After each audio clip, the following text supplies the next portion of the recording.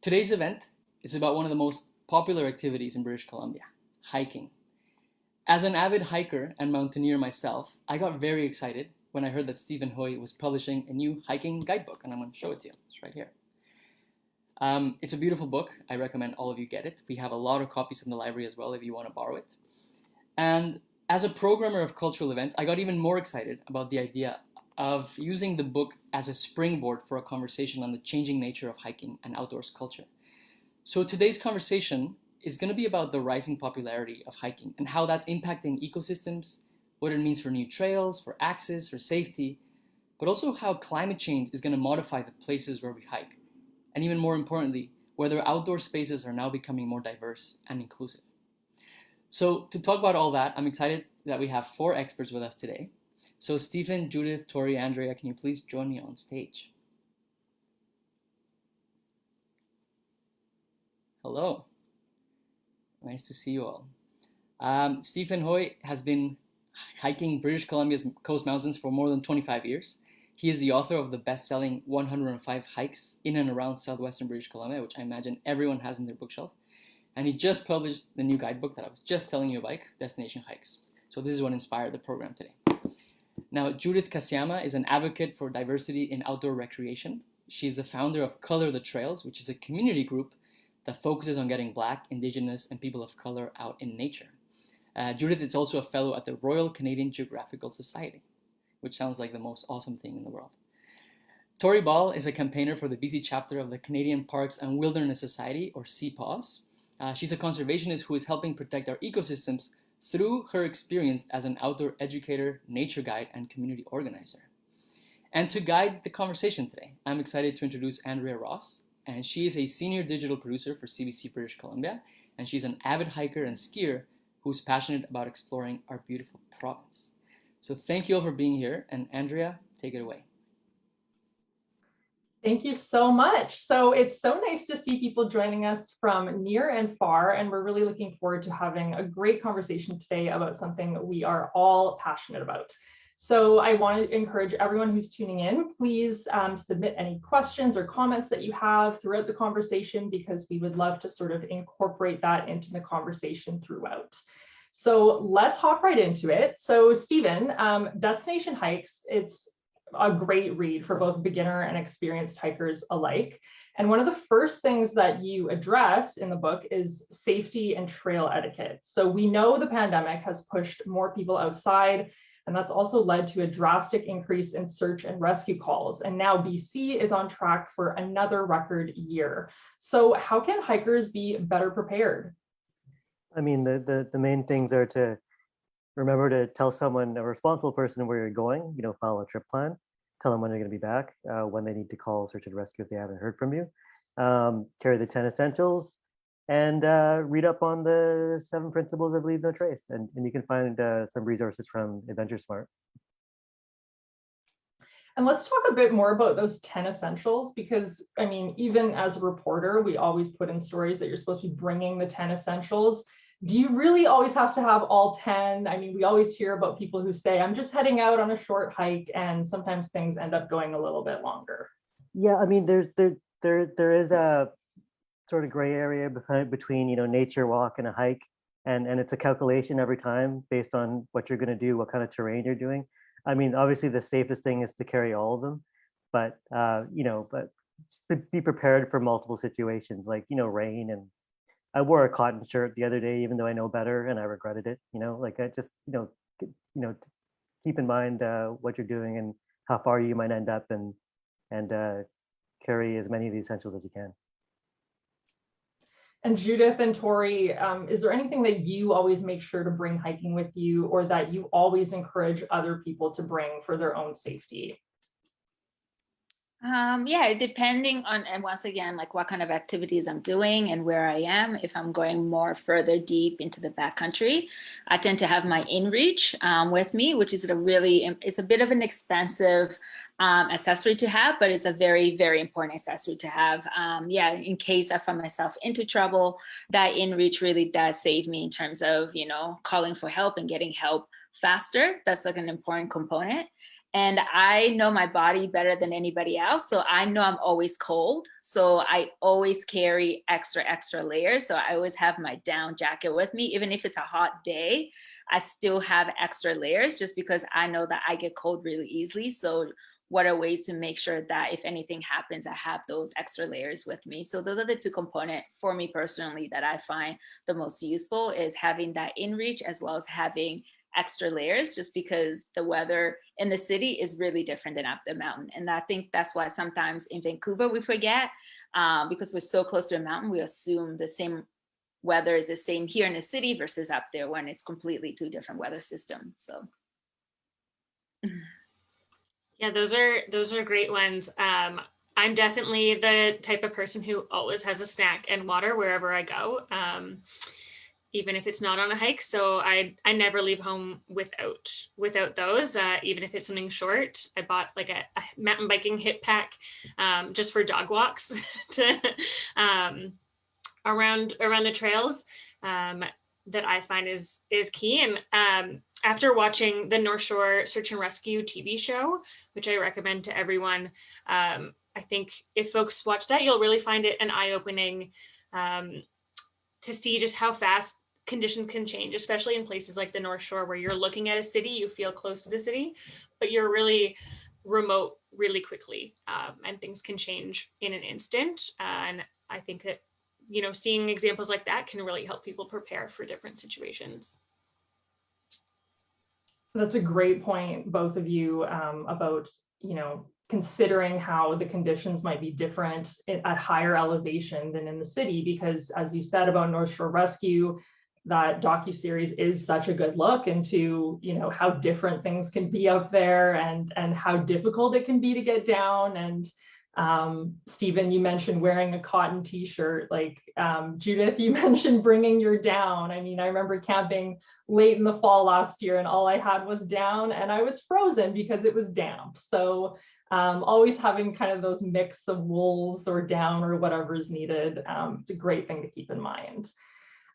So also an increase in hikers and outdoor enthusiasts, it's had a big impact on the environment as well. So advocates have long said that BC Parks is underfunded, and some people even point to social media as being a big reason why some lesser known places are exploding in popularity. So whose responsibility is it to care for and maintain trails? Well, I mean, it's all of our responsibility. I think as people who go out onto the land, we have a huge responsibility to not leave it worse than we found it. It's also obviously like a government responsibility to build trails and maintain trails. Although that's largely taken care of by volunteers with clubs like the Ridge Meadows Outdoor Club and Chilliwack Outdoor Club and other groups. I mean, it was good that the BC government added some funding to the parks budget recently, but there's still a lot more funding and a lot more things that need to be done to make sure the wild places are protected. Yeah, I couldn't agree more. Anyone who knows me, I talk a lot about the funding that's needed to run a park system, and BC's parks have been underfunded for decades. So it was great to see an $83 million injection coming over the next 3 years for BC's provincial parks. But after years and years of underfunding, we do really need to catch up quickly, especially when there is so much increased demand. But I think that, there is lots of people who are going out hiking and taking care of those places. And I think the more that we can get people plugged into places for them to become an advocate for the places that they love to go visit. It's sometimes not as easy for hikers to find out where to find those groups, whether it's like a backcountry mountaineering. If you're a new hiker, you might not think that that's a space for you, but there are lots of those opportunities for people to get engaged in organized groups, or to follow along with groups like CPAW's Colors the Trails. whatever it is that is your passionate part about hiking, there is lots of groups for people to plug in and advocate. And whether that's through directly doing trail work in their backyard, there's lots of mountain biking groups that do trail work on multi-use trails, so not just for mountain bikers. And then there's groups like CPAWS and others, and the Federation of Mountain Clubs and Outdoor Recreation Council, who continue to advocate for more government support and for that to be operational, ongoing, year after year, looking to expand the trail system and upgrade what we have, and also get more staff into the parks who are able to be the boots on the ground, educating people who might be new or even are experienced and might have things they don't know about the local area. So those, I think, are all key parts of having a well-managed park system. I wanted to ask a little bit more about education as well, because you mentioned that funding is a big, an important part of maintaining trails. But Judith, you started Color the Trails, and that's one aspect or one resource where people can learn about how to get out, like what they might need, that kind of thing.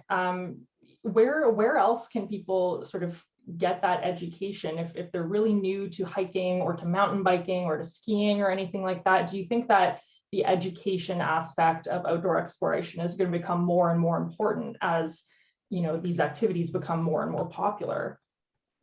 Well, I think, because we are dealing with backcountry and we're far away from access to any help, it's really important to be prepared as you're venturing out as much as possible to limit your risk, right? So risk assessment is really important. So we Color the Trails, for example, everything that we do, we try to get some kind of educational training before we send people out there. As we do, for example, we've partnered with BC Adventure Smart, where a lot of our members understand, the importance of the 10 Essential, or have the BC Smart Adventure app on their phone. So they have people listed in there when they go on hike, like who to message, and always letting people know where they are. Education is a huge component, especially even not just like on trails, but also like when we're doing water activities as well, like the importance of understanding the current and all that. So for Color the Trails, honestly, because a lot of the folks who are coming into the outdoors are new or even a little bit experienced, we try to make sure that we're giving people the best tools so that they can recreate safely, because for a long time they've been excluded in this space. And for a lot of folks, they're gaining knowledge just right now and they have years of catching up. So we try to do our best on our part to make sure that whether we're learning mountain biking, we're going with guides who then teaches us the proper trail etiquette. If we're going to go do kayaking, we do it with a guide as well to make sure that we're being safe underwater. Everything that we do with an education component, because for a lot of the Black, Indigenous, and racialized communities, we understand the importance of land and whose land that we're on, and how do we become steward on that land, and how do we make sure that we're working towards reconciliation. And big part of reconciliation is really understanding whose land we're on and how do we respect that. So yeah, the education component is really, really essential. And just a reminder to everyone too, please feel free to ask questions. We would love to pose them to the panelists throughout the next 40 minutes or so. I wanted to pick up on that point, Judith, about Color the Trails and the education component. I know that you often have guides who sort of join in and are willing to show people the basics of a lot of sports that are really intimidating, can be really hard to get into if you don't know someone. So from your perspective, what are the biggest barriers for accessibility, and how can we all be better allies? Yeah, if anybody ever logs into Color the Trails website, our motto is community starts with an invitation. And this notion of we live in the North Shore, we live in Vancouver with huge access to nature. We're very privileged that way, but it is a very intimidating start. When I first started, it was there's a level of, I would say, shame or guilt, because you don't know all of the wording, you don't have all the proper gear, there's all that. And when you're going into a space where people have been doing it for so long, there is sadly an undertone of them kind of like not making you feel like you fit in because you're not at their level. So we color the trails. Honestly, we meet people where they're at.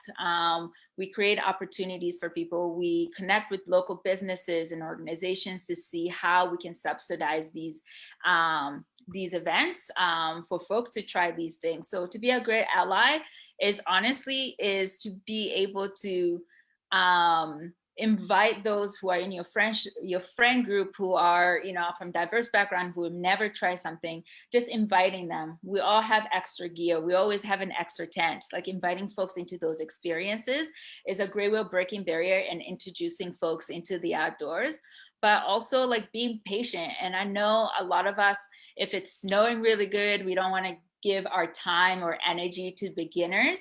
And that is discouraging because I do get a lot of people, I want to show you trails, but they never commit. Like if you're going to invite somebody, commit to it and actually create opportunity for them versus just giving them empty word and empty promises that I find is not really supportive. And as well as help folks understand the different gear and like help them find cheap gear. It doesn't have to be the most expensive gear, but we color the trails. When people were getting into skiing, I would be on Craigslist or Marketplace trying to help people find the cheap skis that's already used, so that to just kind of get them into the sport. As well as on trails, just being a little bit more friendlier, because we have had very negative interaction on trails where people act as if they own this trail and they treat us with disrespect. And that's kind of frustrating, but that's just like, sometimes you catch people on a bad day, or they're just people who are just not friendly on trails. But yeah, just reminder to just be respectful of those that you're coming across on trails, and don't act as if you own the trail, because it's for all of us to use and feel safe. So there's always that element as well. We've got a couple of great questions from some listeners and viewers right now, but first I wanted to ask Stephen and Tori to weigh in on that as well. Stephen, I know you've been hiking and exploring the trails for decades. What have you seen change, and are you seeing the outdoors and the outdoor industry becoming more accessible and welcoming to more people? Yeah, I mean, I think that the woods around Vancouver have been a pretty diverse scene for quite a long time, but that wasn't, you wouldn't know it from reading a guidebook. You wouldn't know it by looking at MEC's material. I think Judith had a lot to do with leading them to apologize for their, making it look like only white people did hiking and skiing and camping. And I think that it's important that, we all belong in the outdoors. It doesn't matter what size you are, what age you are, what ethnicity you are, gender. I mean, make people feel welcome and find out whose land you're on, treat it with respect, and don't assume that people don't know what they're doing outside, or don't belong there. I still feel like an outsider on the trails a lot of times. I still feel, kind of happy when someone asks me rather than my white friend, for directions, so it's still something we all have a lot of work to do on. Yeah, and I think something that's important for me to remember is that these places weren't built on a foundation of equity and inclusion. Parks and protected areas were built on a foundation of exclusion and white supremacy. And so there is a lot of work for us to undo that, and especially for the conservation community, to make sure that when we're speaking about protecting places and protected places, that's something that we're very mindful of, and addressing that history and not ignoring it, to move forward in a better way. That I think is a crucial part of the protected areas landscape, because we have seen the outdoor recreation world shifting and finally coming up to recognize that it's not a white thing to be into the outdoors. But I think in either the more, especially as BC Parks moves towards, they in this government have a mandate to increase the inclusion of Indigenous history in the provincial park system. And so I think, telling the stories of the original stewards of the land and ongoing stewards of the land is a critical part to decolonizing very, traditional white protected area system. And that's a great point and brings me well into the next question. Stephen, I learned a lot in your book about Indigenous names and places and how even the spaces and places around us were traditionally used by First Nations and Indigenous communities. The foreword as well by Cecilia Point, a Musqueam woman, I found really gave me a sense of place. When it came to thinking about, where we live in BC and how, the Lower Mainland is a gateway to so much of the trails that we explore. So how can we be more intentional in learning about Indigenous land? It sounds like this needs to be a bit more of the conversation in the outdoor space. Yeah, I mean, I think it takes doing some research and it takes, being willing to go and read and look at some of the place names maps put out there for like Musqueam Nation, Squamish place names.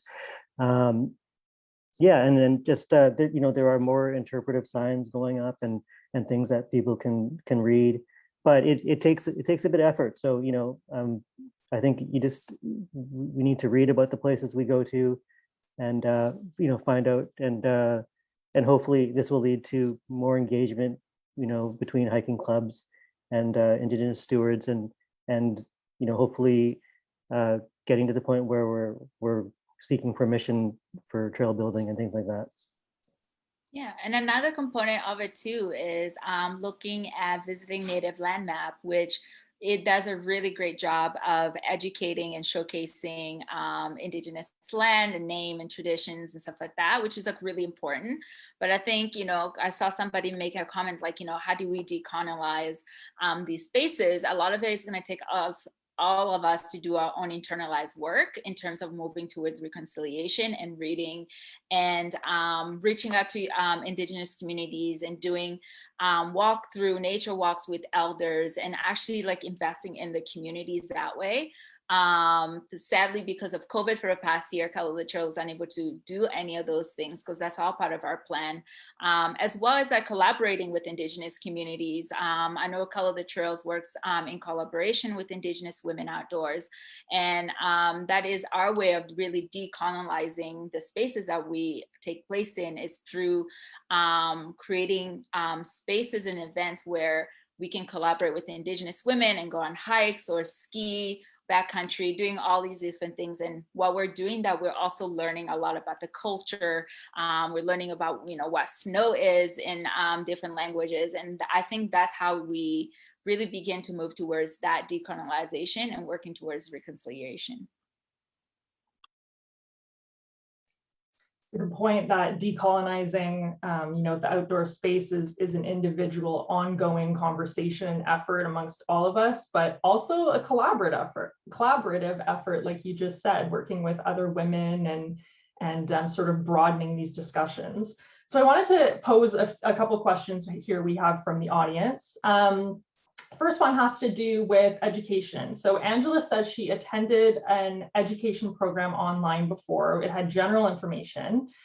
Is it possible to create an education program with different skill levels or even field training, something that can apply to our local mountains or forests, because the kind of skills required in the backcountry in BC might be different from the backcountry in the East? So do any of you have any suggestions for any sort of training or programs that can really help someone develop their skills? Sure. I mean, Adventure Smart's going to be having a series of 4 regionally specific webinars about outdoor safety coming up. So check that out. I'll be doing a webinar with Adventure Smart in June as well, that will kind of look at some of the trails in the Destination Hikes book, and how you might approach safety that way. And so yeah, check out Adventure Smart, I would say, and also check out North Shore Rescue's new choose your own adventure type video game thing to see. That is definitely locally specific and gives you an idea of what you might encounter and how to calculate risk when you're in the North Shore Mountains. As well as I would say taking like wilderness first aid, which is always an important skill to have, is like another component of really kind of training yourself. Because when you take all these different clinics or different courses, like you do go in depth regarding different things. For example, you know, for me, I'm backcountry skier, so taking AST1, I learned so much about, you know, what it means to be safe, especially in our North Shore Mountain. I'm actually terrified to ski in our North Shore Mountain after taking that course, because you just realize the danger that you are in. As well as, you know, once I had that, I began to take a few other courses that has to do with backcountry skiing and, you know, how to read the snow and all those separate things. So I think a lot of it is going to require you doing the work and actually wanting to do the work versus being, because the resources are available out there, but it's going to require individual effort to move forward in terms of getting that education. Yeah, and in addition, I would say WildSafe BC has lots of information around dealing with wildlife and encountering wildlife and how you can keep yourself safe and make sure that you're not adding to a problem by attracting wildlife and habituating them to human food. So that's another one for people to look into. And speaking of wildlife habituation, another couple questions here from listeners that I think are important. So Natalie asks that she'd love to hear from the panelists on when you see or witness people in parks or on trails who are not respecting the environment, like they're walking off trail, they're littering or feeding wildlife. When do you approach and try to educate someone, or do you do that at all? She says she's personally gotten in some stressful arguments when trying to educate people while hiking and even been sworn at.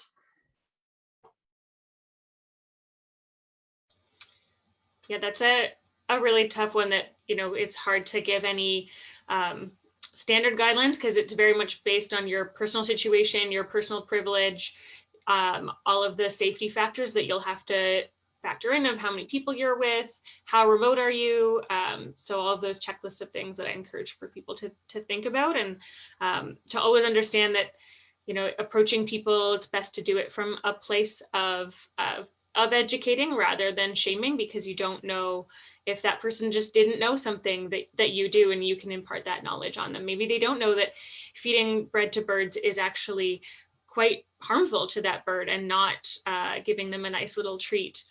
And so it is something that, you know, people can't say you have to do it one way or another, but just want to echo that that's, you know, why having robust trails that can handle a lot of people, and why we need that infrastructure piece to go along with handling more people heading outside. There's you know, a bad rap for parking lots being full and things like that, but there's a lot of our trails that were actually built for intensive recreation use, and so they can actually handle quite a lot of people, but without upkeep of them and without making sure that those signs are in place, the flagger, the markers are in place, those really key safety aspects and ways to keep the trails and the areas that are ecologically sensitive and where people are, keep them separate.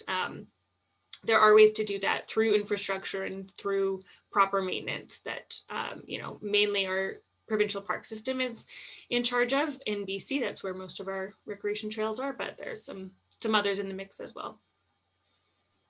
Yeah, and for me, I think that outdoor clubs and guidebooks have been a huge way that knowledge has been passed down. And that's why it's been a problem that those things haven't been as inclusive as they should have been. So, you know, with groups like Color the Trails and guidebooks these days, I mean, that's an important way to pass down, you know, that knowledge of leave no trace and that kind of thing. Yeah, I personally don't approach people, just being as a Black woman, trying to tell somebody on trails like they're doing something wrong. My safety will always be at risk. So I personally don't, but I use that if I do see something and I am with a group, I do use that as a learning moment for the group, where once we have distance, I'll just be like, hey, don't do that because of X, Y, Z, rather than approaching that individual, just because I found that on trails, people are not really receptive to any form of educating. People are always going to be defensive, and I don't have time for that. So I'd rather just use that moment to teach my community what not to do versus me approaching that individual, because I don't want to put my life at risk, because I'm oftentimes in the backcountry and there's no access to help. So I just don't want to endanger my life for that. So that's my perspective. That's a really important thing to keep in mind too, because you know, another example is I follow a long distance trail rider on Instagram, and she posted a video the other day of like a really scary encounter on horseback with a hiker on a very narrow trail with sort of a cliff on the side. He didn't want to move out of the way, and you know, things escalated quite quickly. So you know, there can be a lot of tricky situations, especially with women of color, where obviously putting your safety first is paramount. Another question here, let's go back to the document. So I wanted to talk a little bit about how climate change will you know, change the way we explore as well. And maybe I'll start with Tori. So the Tyee recently did a series about climate change in BC, and it said by century's end, BC will lose 70% of its glacial ice, and the effects of that will impact, you know, everything from the water to plankton to bears to people. How will climate change affect the way that we explore BC, and particularly when it comes to hiking? Yeah, I think this is a fascinating thing to explore, or a topic to explore, is you know, there's a bit of I would say almost climate change tourism right now. I know people who are choosing to do certain hikes sooner than later because there are disappearing features, mainly glaciers, and that also there are features that will be new and upcoming because of those areas changing with the changing climate. And I think it will be really important to see how our park system can adapt to this. You know, there might be, especially when we look at wildlife populations, they aren't going to be able to be suitable in the same place that they are right now, you know, and we're decades into the future. So we're going to, you know, there's already conversations within the land managers around, will boundaries move, will they not move? But the thing that it makes me think of the most that's a contradiction is the idea of solastalgia, where it's like nostalgia, but with the environmental changes and the distress that causes people. And so when you have a connection to a place and climate change is changing that and making you unable, but one of the best ways we know for people to deal with that stress would be to go and find a place outdoors that they can connect with and feel safe and feel that nurturing that you know, the outdoors can bring to people. And so I think it is going to be a huge safety challenge is that they're part of it, you know, the landslide risk that we're seeing increasing. So lots of curiosity, I'd say, on my end in terms of how it'll change. We'll see, but I think, you know, that's why groups like Protect Our Winters have really focused on the fact that it's not, climate change is no longer a concept that we just think of as a faraway thing, but when you can think of how that intercepts you and something that you do probably for your physical and mental well-being, it's a huge stress that I think we're going to see coming onto people, which is really, really unfortunate to see that distress coming down the pipe. And Stephen and Judith, you know, does climate change and the changes that we'll be seeing in BC over the next years and decades, does that kind of affect how you think about getting outside and the places you choose to go, and maybe the goals you have for yourselves as hikers and skiers and mountaineers? I kind of always laugh. I was like, wow, I came into all these activities as an adult and like I didn't have enough time to enjoy it. So for me personally, I just try honestly to just take it one day at a time, one season at a time. but still understanding the importance of really advocating for diversity and inclusion, in a sense that the more people of color and community, racialized community that we have involved in activism for the environment, the more people we're getting the messages out, the more people who are gonna vote accordingly, and like hopefully policies are going in and more people are listening. Because to be honest, on all these conservation groups have always catered toward whiteness. When I look at conservation group, I don't see Black conservationists in those spaces, speaking in those spaces. So I feel like a lot of times, and Indigenous as well, those voices have been shut out. So for me, it's just being able to bring more people of color into this space and let them know and see what a beautiful place that we have, and how do we then go home and be able to advocate on behalf of those spaces that we visit.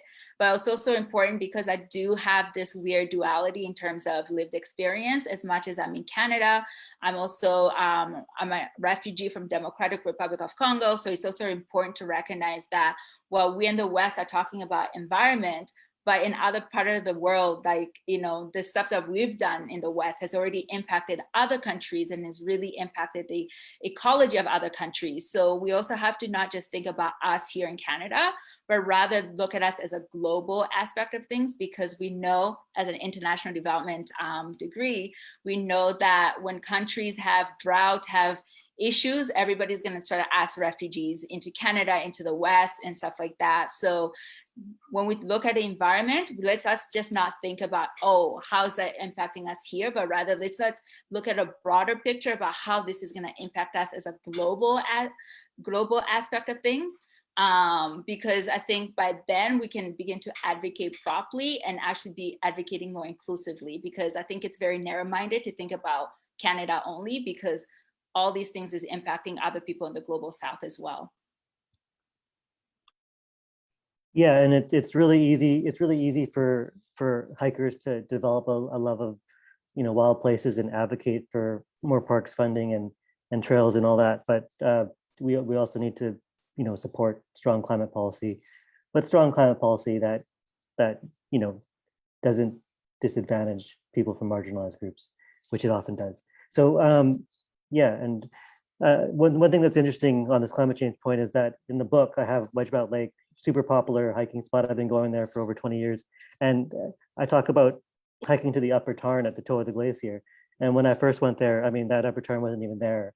I mean, the glacier went way closer to the main lake. And so it's interesting to see how that, even in guidebooks, you know, in just a couple of decades, how, you know, the end point of that hike has changed. Another great couple of questions from listeners. So we have, Gail is wondering if we can talk a little bit about the trail booking system that was implemented last year. So she says she recently completed a government survey about it, and is wondering if we can discuss how to fairly address growing use and potential overuse of some of these sites.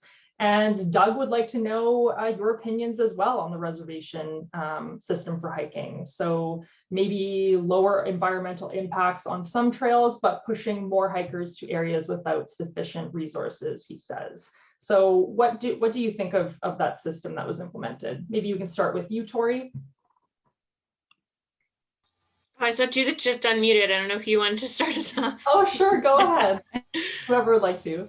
Oh, sure, I can go. I personally am not a big fan of the booking system because as Color the Trails, we could not organize any hikes last year. There was no way I could get up at 6 a.m. and book a trail for the crew who wanted to do a hike. So that kind of pushed us to be able to find other hikes that were outside the most popular area. Which is another barrier because it requires a 4x4, there's all these things. But I do believe that there has to be a booking system with some of the most popular kind of hike, like Joffrey Lakes, for example. Because pre-COVID, I was actually hiking mostly in Washington just because it was just too busy here. And I really love some of their reservation system where I want a permit to, like, throughout the year, like there's the Enchantment in Washington. It's a beautiful area, but the only way to access it in terms of camping overnight is it's broken to different zone. but you enter a lottery at the beginning of the year, and if you win the lottery, you have permission to camp out there, depending on what zone you applied for. So I do think like some of those systems needs to be implemented to the most fragile area, such as Joffrey Lake, which is like the most popular, but also it's very, very fragile system, just because of the abuse it's received over the years. But in terms of some of the local hikes, I do think that it is creating a lot more barriers for folks who are interested in hiking or wanting to go on a hike and then have to get up early, try to book a space, and it's not. And then half of the time there's no cancellation either. So like if people don't show up, you don't know if that space is available or not.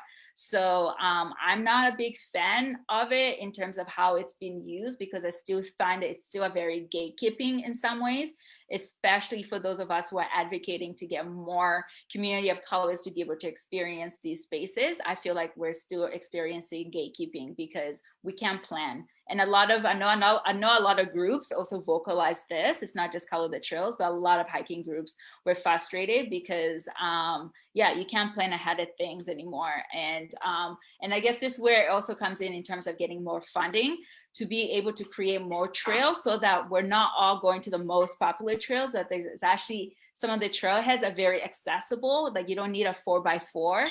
And the reason why most of these trails are becoming overpopulated because they're the most accessible. We don't have other accessible trails unless you have a good car to be able to get there. So there's a lot of things, the system needs to be changed in a way that it's supporting and that it's equitable and meeting people where they're at versus creating more barriers. Yeah, I'd totally echo a lot of what Judith just brought up. The pass system, I think last year we were in a different spot with what we knew about COVID and what the concerns were with outdoor transmission and other things that was part of why they BC Park said that they brought it in. I think now, a year later, knowing what we know now, especially where outdoor transmission is less of a concern, there's not as much of a reason to make sure that there is wider dispersal, especially with the environmental impacts that that'll have and the safety impacts that that'll have of pushing people to places that aren't meant to handle so many people, and that search and rescue can't access them as easily if something happens, whether they get lost or, you fall and you hurt yourself, and the reasons that search and rescue was created for. We're definitely looking for if the day use pass system is going to be put into place again. Agree that there's some places, if it's a special feature, pass systems are a really good way of restricting use to make sure it's not seeing too many people. We saw a lot of really dangerous things happening on the road outside of Joffrey Lakes, and a lot of people's lives essentially were put at risk for trying to enforce it and for people trying to just visit that place and get outside. So we don't want to see things like that happen again. And even somewhere like Squamish Chief, that's a restricted area hike. So it does make sense that might need to have a reservation system. But places in Seymour and Cypress that were built for high recreation use, especially if we don't see any monitoring data around how that's helping the ecological integrity of the areas, then we really want to see those places, the investment, instead of going into the pass system and enforcement of that, we want to see investment into those places, into more trails, into making them be able to handle people safely, through signage, through hardening the trail, and potentially, having more loop trails and things like that you can handle more visitors on safely, rather than passing people on switchbacks on out and backs.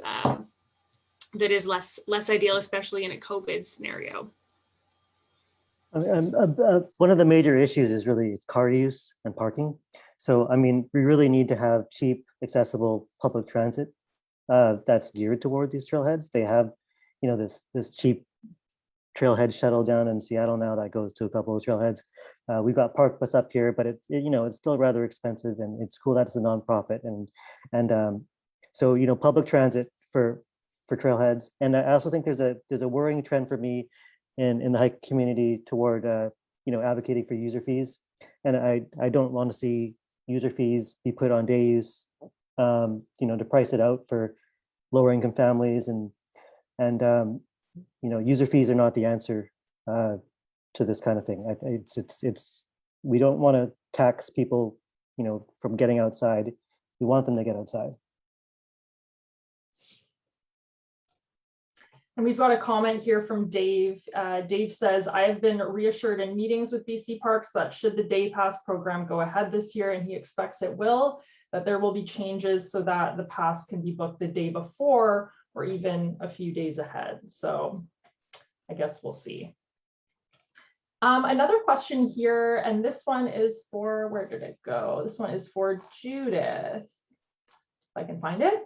This is from an anonymous attendee. The Color the Trails website asks allies to allow BIPOC members only to register for events, which is understandable.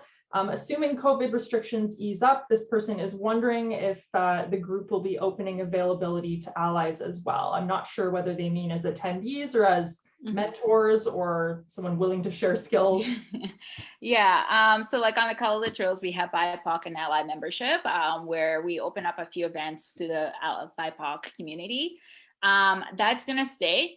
The reason why is for a lot of the BIPOC community, they have a really hard time being able to access specific kind of skill, technical kind of sports such as skiing, mountain biking, and all these different things that requires a lot of gear. It's a very expensive kind of access to. So those ones are always going to be preserved for the BIPOC, because I want to see more representation in those sports, because there's not a lot of representation.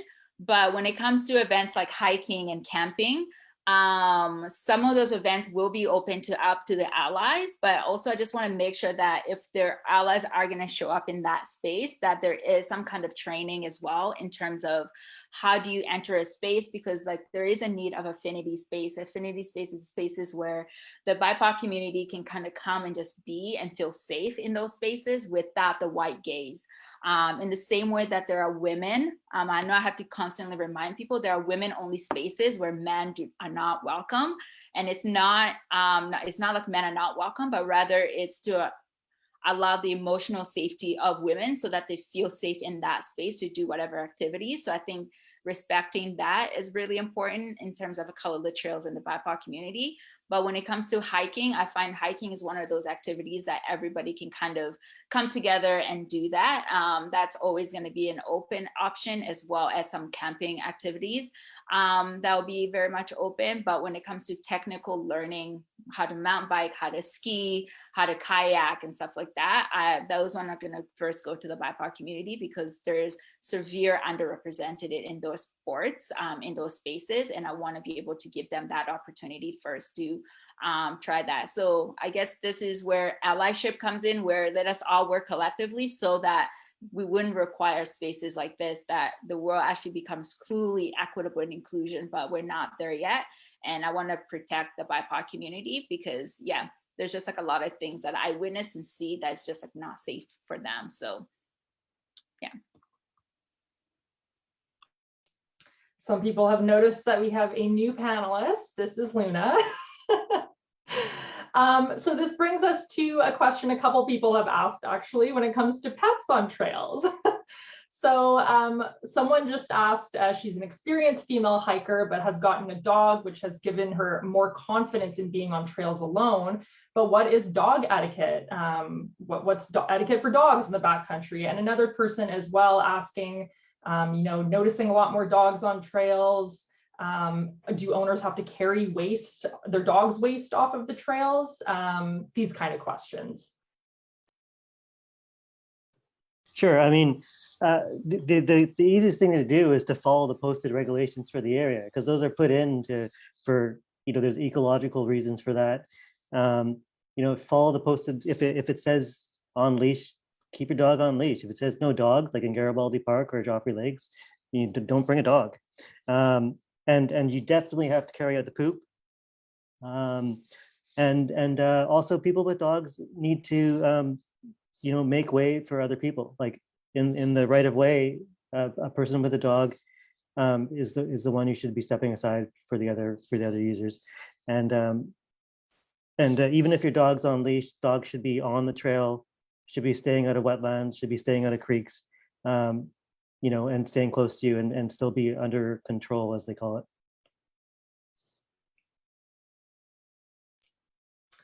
Thank you. And we are running out of time, but I have one last question for all of you. A lot of questions came in that are fantastic. We're gonna have to do this again, I think. But the last question I had for each of you is, what are you looking forward to exploring this summer? Is there a particular trail you've been trying to get to for a while, and with restrictions opening, it seems more doable, or what are you looking forward to doing?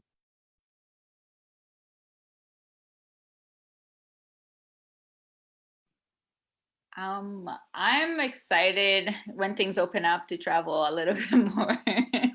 I love traveling. I think it's just how I was raised. I've been raised all over the world. So for me, I think this is the first time we have stayed in one place for a full year.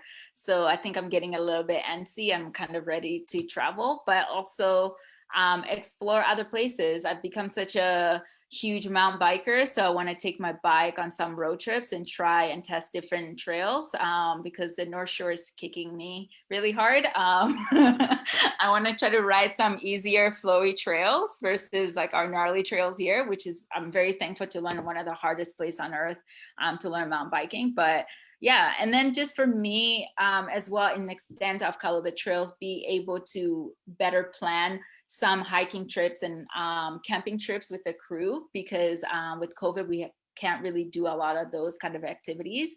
And then being able to open up more spaces for a lot of our events. We've had like we do a lot of like our skiing, Color the Slope program was put on hold due to us unable to travel. So hoping this winter that we can kind of put that program forward and get more people on skis and snowboard, and even our backcountry program to go bigger, because last year we could only host about 6 people due to COVID regulations. So I'm looking forward to like really expanding Color the Trails across Canada as well. So I'm just like really excited for that opportunity, and to introduce more people to the outdoors who are curious and excited to go out and try something new. So for me, that's what I'm looking forward to. That sounds great. I think I live in Squamish, and it's been like incredible to be here when you can't travel very far, because it's an incredible place, and I have trails really close to my house. It's a great privilege to live here, but I am really excited to like get back on the ferry and spend some time in the islands and near the ocean, and doing some hiking, some different places with some different viewpoints, and also how to talk about a little less steep. Some places that I can get a little more rolling is what I'm looking forward to. I'm starting to work on a second edition of my first book, 100 My Pikes. So I'm hoping to, be able to travel around and do a bunch of the hikes, re-hike some and hike some new ones. And also I love coastal backpacking. So I'd love to get in a week-long coastal backpack on Vancouver Island somewhere. That's awesome. It's exciting to be looking forward to a summer with maybe a bit more mobility and a bit more ability to kind of move around. So looking forward to it. Thank you so much for everyone who's tuned in. This has been a great conversation, and I've really enjoyed speaking with all of the panelists as well. At this point, I think I'll hand it back to our friends at VPL. Hello. Thank you everyone for being here. Thank you, Stephen, Judith, Tori, Andrea, for this insightful conversation. Also, thank you to Luna for paying attention and not attacking you in the middle of a thing. I know my old cat would have definitely not let me sit in the computer without attacking me. So kudos to that patience, that kitty. Thanks everyone for joining us. If you all want to get off the stage, you're welcome to. I'm just gonna share a survey, but it was so wonderful to meet you, and thank you for being here with us. Thank you. Thank you. Thanks. So everyone, if you want to watch this event again, we actually live streamed this to Facebook. So we're going to share a link to the Facebook page that you can share it with your friends, and other people can find out about the event there. We have all kinds of other videos for past events, so poke around there. Now,